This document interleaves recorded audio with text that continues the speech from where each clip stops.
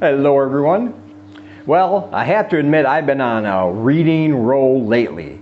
I love it when you start reading books and you don't have to DNF any of them. I've been reading just a fantastic collection of books and I've got a lot of them to talk to you guys about in the coming weeks. And the three we're going to be talking about today you can pick up right now. One of them is a brand new release, just came out today when I'm making this video. It's very exciting and I can't wait to tell you about it. But I want to remind you that I have horror books for sale, and if you want to read any of the books you see on your screen, they're only $1 each at the link in the description. I will also leave that link in the pinned comment. And don't forget to pick up your Read More Horror t-shirt. There are many sizes and colors available, and that link is also in the description. All right, let's get started. So the first book I want to talk about today is called The Lower Power by Michelle Miller. This is the one that just came out. As I'm making this video, today is the release day, so happy publication day to The Lower Power. And this is one you'll definitely want to read.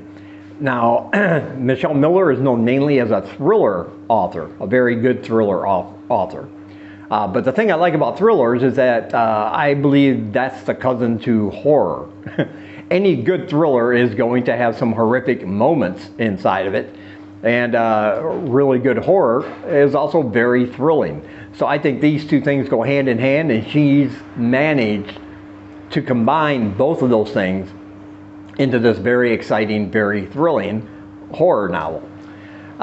This is set in the 1990s, and it's about a group of addicts, recovering drug addicts. They all belong to the same Narcotics Anonymous group. They've all hit that proverbial rock bottom in their lives. They've all turned their lives around, and they provide support for each other. They're all a very tight-knit group. They all get along. They're all friends. And our main protagonist, her name is Raven, and she's studying to be a lawyer.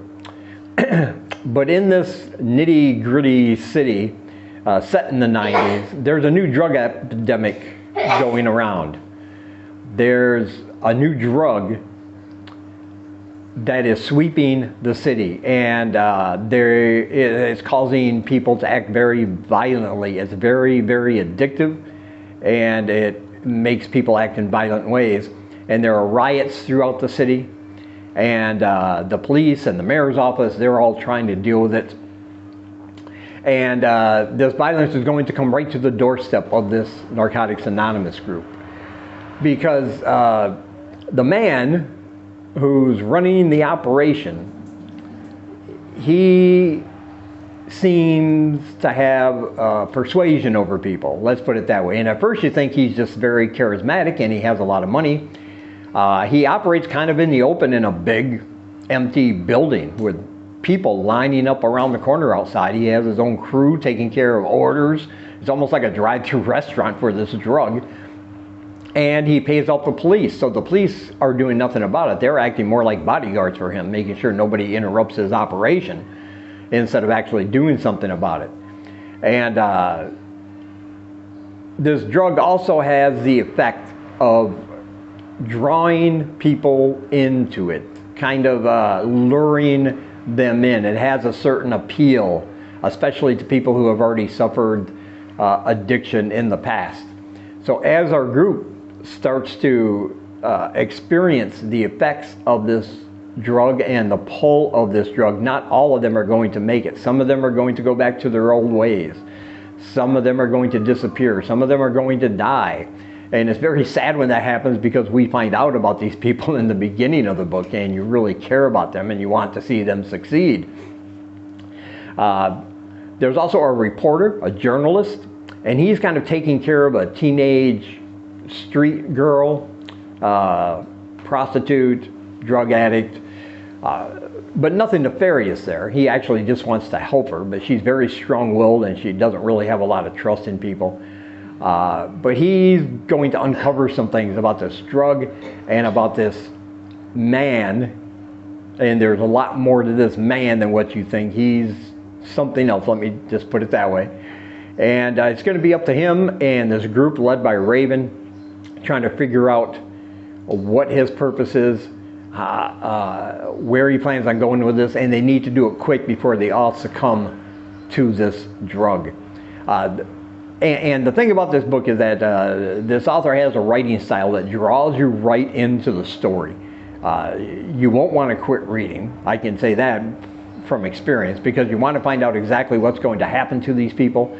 You never get the sense that any of them are safe, even the main characters, and I really like that because they all feel the effects and the pull of this drug. The city is starting to come undone with more and more violence and more riots, and they have to get to the bottom of it while still trying to keep themselves alive and out of the clutches of this supposed man who's dealing this drug around the city. This is a very exciting, very thrilling, very horrific story. It's got all those elements you want. It's got mystery, it's got intrigue, it's got breathtaking moments. You never know who's going to die or what's going to happen to any of these people. So it's very much filled with tension as well. And yeah, it just came out today. I highly recommend it, and you definitely want to pick this one up. There is a link down below in the description where you can get your copy. And next we have Nightfall. Oh, this is the first book in the Nightmare Land series. I believe there's 6 books currently in this series.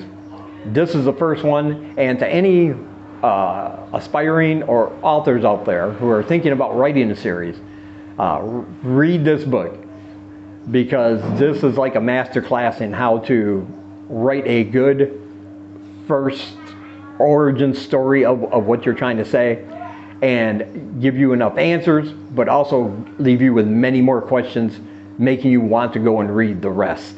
And this book does that perfectly, and I am all in for the rest of the series, let me tell you that. This is basically a post-apocalyptic story, but we are there when the event happens that causes this. And basically what happens is the sun goes out one day. It doesn't fade, it doesn't get cloudy, it just disappears like somebody flipping off a light switch. The sun disappears in the middle of the day, leaving people in darkness. And there's something in the atmosphere, there's something that happened with this event that makes people act in very bizarre manners. Sometimes becoming violent to other people, sometimes committing violence against themselves. There are several scenes in here where we see the way people are acting, and it's just bizarre, and it's weird, and it's very terrifying.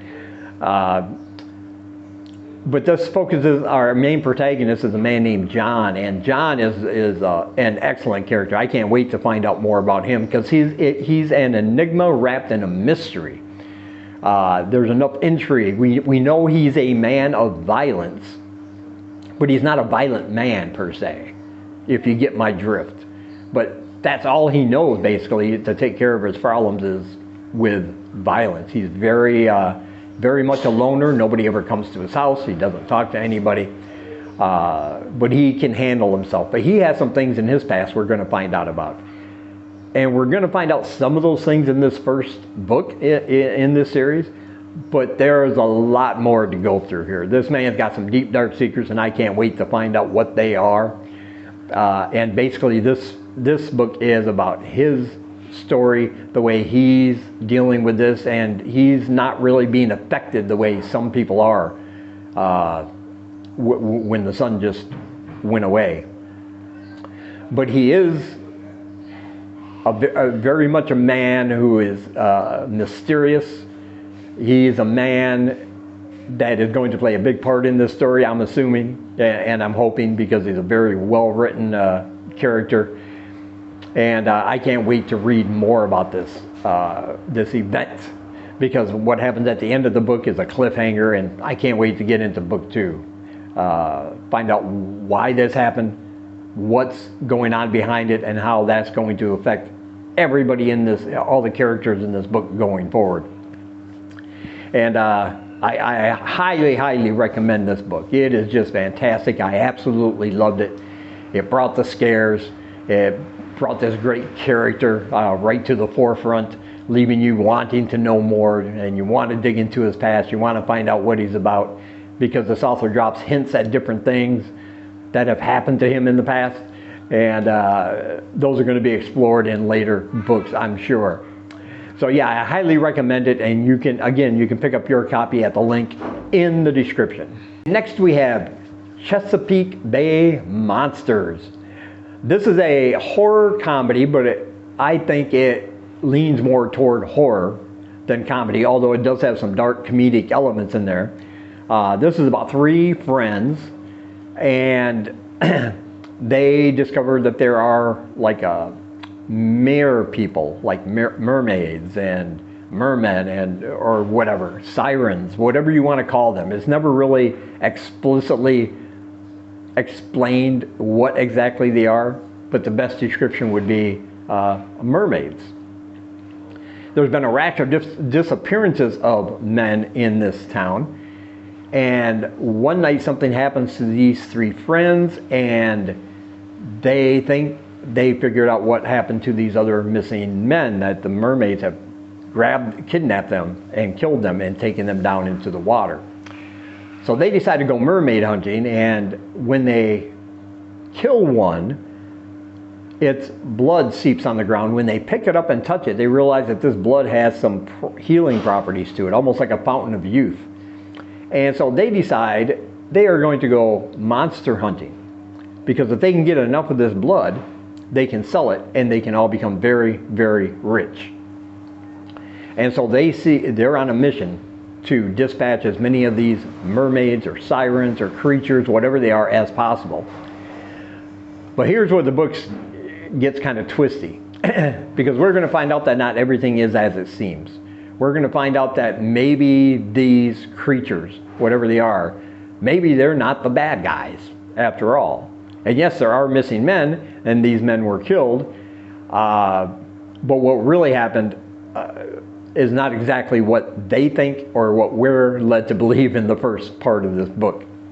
And that's going to create some moral consequences for their actions in trying to kill as many of these creatures as possible.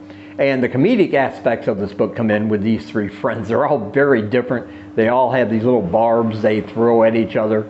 Some of their dialogue is very funny, and their banter is very good between them.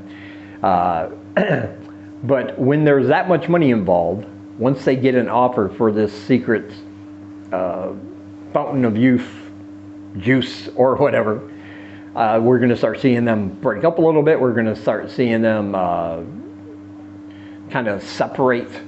They all have different values, different morals.